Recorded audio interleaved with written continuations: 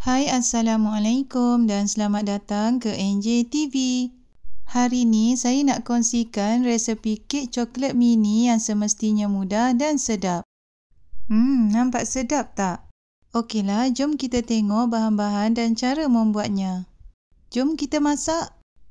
Mula-mula dalam blender satukan 220 ml susu, 180 gram gula halus, 80 gram serbuk koko, 3 biji telur grade B,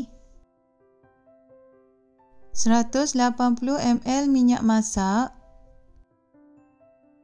dan 240 gram susu pekat. Kisar semua bahan ni sehingga betul-betul sebati. Seterusnya, masukkan adunan yang dikisar tadi ke dalam mixing bowl. Ayak masuk 130 gram tepung gandum, 1 sudu kecil baking powder dan 1 sudu kecil baking soda.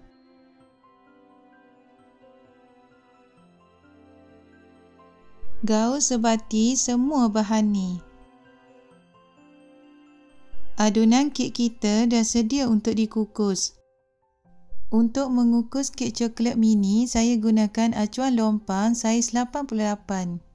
Sapukan dalaman acuan dengan minyak masak dan masukkan adunan kek sehingga 3/4 acuan.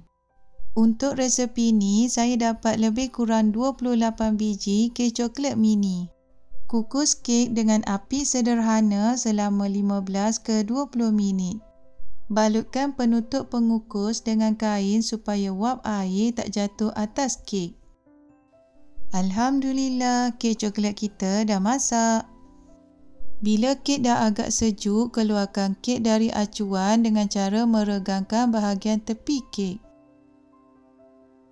Bila kek dah betul-betul sejuk, susun kek dalam bekas seperti dalam video. Untuk hiasan, saya cairkan white coklat dan bahagikan kepada dua. Satu bahagian saya tambahkan chip coklat untuk warna yang berbeza. Masukkan white coklat ni dalam piping bag. Hiaskan kek dengan white coklat seperti saya tunjukkan dalam video.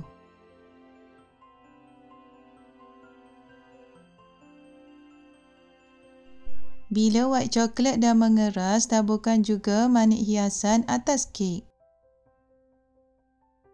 Akhir sekali, celupkan buah strawberry dalam piping jelly dan susunkan atas kek.